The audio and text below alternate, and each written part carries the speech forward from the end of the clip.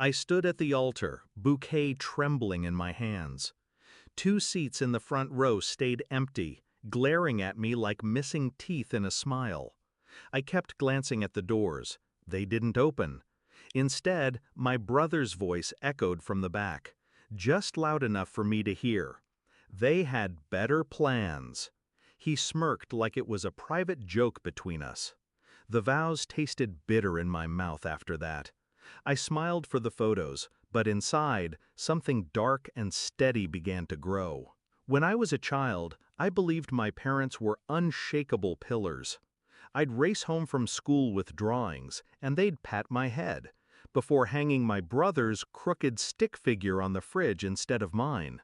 His has more personality, they'd say. I learned early to swallow disappointment, to live in the spaces they left empty for me. Still, I kept hoping.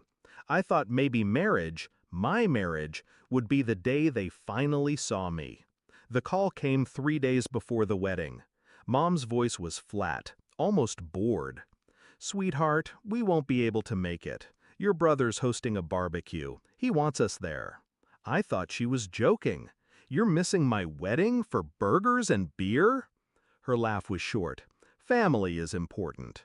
I was family, wasn't I? On the day, I waited. Every footstep in the hallway made my heart leap, until it didn't. By the time I said "I do," I knew they had chosen him over me. Again. I didn't cry, I didn't scream, I didn't send a single message asking why. Instead, I started watching, listening. My brother had always been reckless with money.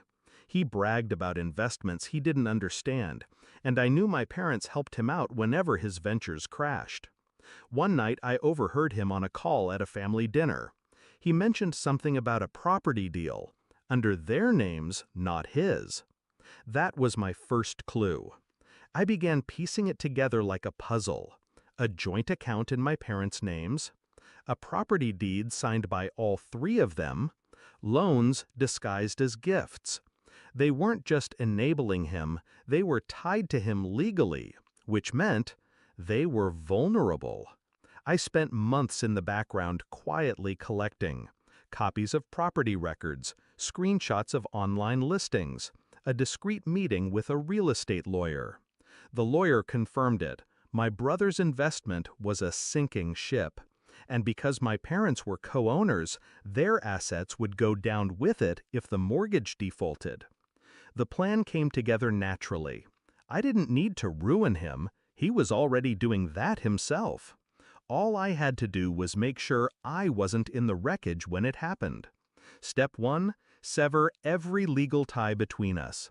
I had my will rewritten, my name changed on old documents, every financial link erased. Quietly, cleanly. Step 2, make them lean harder on the property. I spread word, subtly, that my husband's company was interested in buying distressed assets for quick cash. I made sure my brother heard. He called 2 weeks later. "You still got those business contacts?" he asked. "Why?" "Just wondering if they'd be interested in a property. Quick sale." I played dumb, promised to ask around. When they sold, it was for far less than they'd paid. The buyer was a shell company, owned by a friend of my husband. The mortgage debt still hung over them like a noose. Then came the interest rate hike.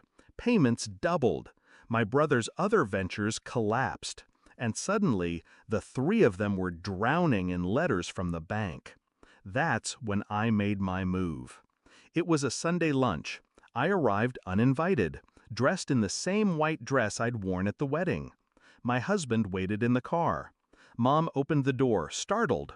"Why are you—" "I thought I'd bring you something," I said, stepping past her. I placed a folder on the table. Inside, copies of the property sale, the debt records, and a foreclosure notice. Dad's face paled. "How did you?" "I told you once," I cut in, "family is important." My brother's jaw tightened. "You set us up." "No," I said calmly, "you set yourselves up. I just watched." I let the silence stretch until it burned. You missed my wedding, I said finally, for a barbecue. No one spoke. You made your choice. I made mine.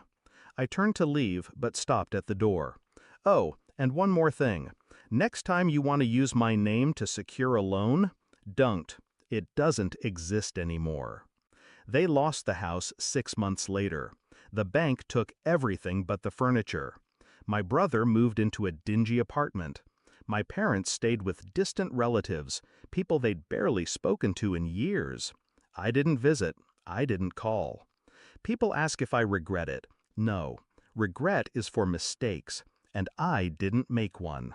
They taught me what family meant. I simply returned the lesson, word for word.